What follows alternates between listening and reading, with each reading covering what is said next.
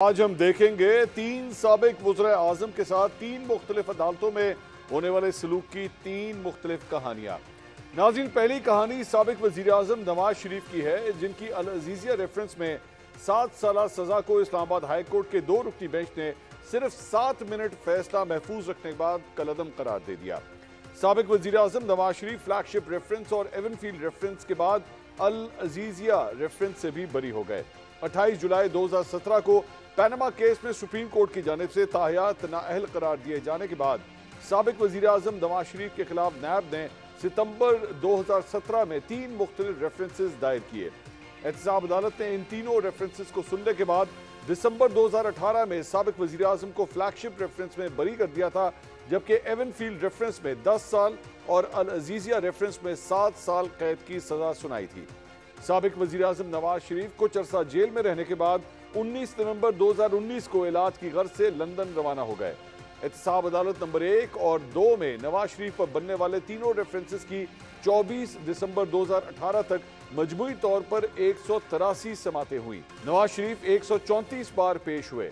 49 समातों पर उन्हें हाजिरी से इस्तिस्ना दिया गया। अल अज़ीज़िया रेफरेंस में 22 गवाहों के बयानात कलमबंद किए गए थे, जबकि नवाज शरीफ ने अपनी सफाई में एक भी गवाह पेश नहीं किया। 21 अक्टूबर 2023 को तकरीबन 4 बरस बाद साबिक वज़ीर आज़म नवाज शरीफ की वतन वापसी हुई, तो सिर्फ 3 दिन बाद पंजाब की निगरान हुकूमत ने एक नोटिफिकेशन के जरिए उनकी अल अज़ीज़िया केस में सजा मुअत्तल कर दी। उसके बाद इस्लामाबाद हाई कोर्ट ने नैब प्रोसिक्यूटर के मुकदमात में अदम दिलचस्पी के बायस उन्हें पहले एवनफील्ड और आज अल अज़ीज़िया रेफरेंस में बरी कर दिया। माजी में नैब के कड़े एहतसाब के ज़ेरे एताब रहने वाले साबिक वज़ीर आज़म नवाज शरीफ की वतन वापसी के बाद उन पर 5 साल से चलने वाले करप्शन के दोनों मुकदमात सिर्फ 53 दिनों में खत्म हो गए। दिसंबर 2023 में सिर्फ 2 समातों के बाद साबिक वज़ीर आज़म नवाज शरीफ को बरी कर दिया गया। नाज़रीन, दूसरी कहानी उस साबिक वज़ीर आज़म की है जिसे 44 साल कबल आनते जुर्म के इल्जाम में सजाए मौत दे दी गई थी। आज मुल्क की सबसे बड़ी अदालत में 44 साल पुराना यह केस दोबारा खोला गया। यह केस साबिक वज़ीर आज़म और पाकिस्तान पीपल्स पार्टी के बानी जुल्फ़िकार अली भुट्टो का था। साबिक वज़ीर आज़म जुल्फ़िकार अली भुट्टो तो तख्तादार पर चढ़कर तारीख में अमर हो गए, लेकिन मुल्क की निज़ाम इंसाफ में तिश्नगी रह जाने के बायस 4 दहाइयां गुजरने के बाद सुप्रीम कोर्ट ऑफ पाकिस्तान को यह केस दोबारा खोलना पड़ा। एक साबिक वज़ीर आज़म को पैनामा केस में 5 साल बाद इंसाफ मिल गया, दूसरे को अपनी मौत के 44 साल बाद शायद अब इंसाफ मिल जाए। नाज़रीन, तीसरी कहानी उस साबिक वज़ीर आज़म की है जो 4 माह से जेल में कैद है। मेरे कप्तान और तहरीक इंसाफ के बानी चेयरमैन इमरान खान के खिलाफ साइफर केस की समाअत अडियाला जेल में खुसूसी अदालत ने की। इमरान खान पर इस वक्त 200 के करीब मुकदमा दर्ज हैं और वो तोशाखाना केस के फैसले के नतीजे में इलेक्शन लड़ने के लिए नाअहल हैं। अगर तहरीक इंसाफ की हालिया सियासत को देखा जाए तो इसके मुस्तकबिल की पेशगोई करना कोई मुश्किल काम नहीं। सिर्फ एक अदालती फैसला साबिक वज़ीर आज़म और उनकी पार्टी को सियासत के मैदान में कदम जमाए रखने या फिर सियासी मैदान से आउट करने के लिए काफ़ी होगा।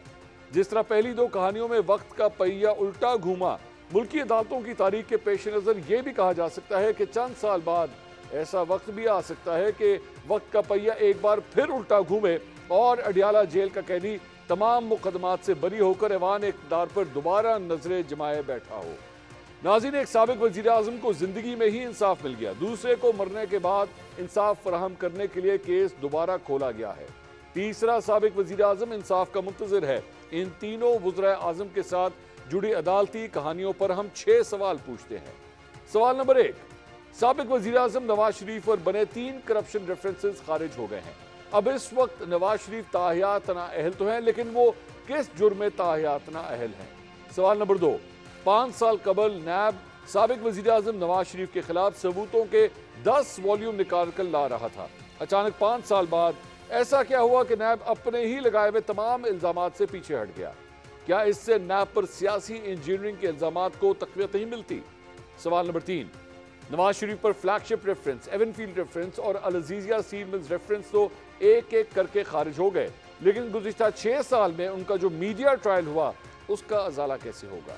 सवाल नंबर 4, ट्रांसपेरेंसी इंटरनेशनल की हालिया रिपोर्ट के मुताबिक करप्शन परसेप्शन इंडेक्स में पुलिस पहले और अदालतें तीसरे नंबर पर हैं। पुलिस ने मुकदमात की तहकीकात करनी होती है, जबकि अदालतें पुलिस की रिपोर्ट पर मुकदमात सुनकर फैसला करती हैं। अगर ये दोनों इदारे ही करप्ट हैं तो उनकी गलतियों की सजा सियासतदान या अवाम क्यों भुगत रहे हैं? सवाल नंबर 5, नवाज शरीफ को अदालतों के जरिए सजा सुनाई गई, फिर उन्हीं अदालतों ने सजाओं को कलअदम करार दे दिया, जबकि 44 साल कबल सुनाई गई सजा को भी सुप्रीम कोर्ट दोबारा सुन रही है। आज भी एक साबिक वजीर आजम जेल में कैद है। क्या इस बात का इम्कान है कि आने वाले कल में उसको सुनाई गई सजाएं भी एक एक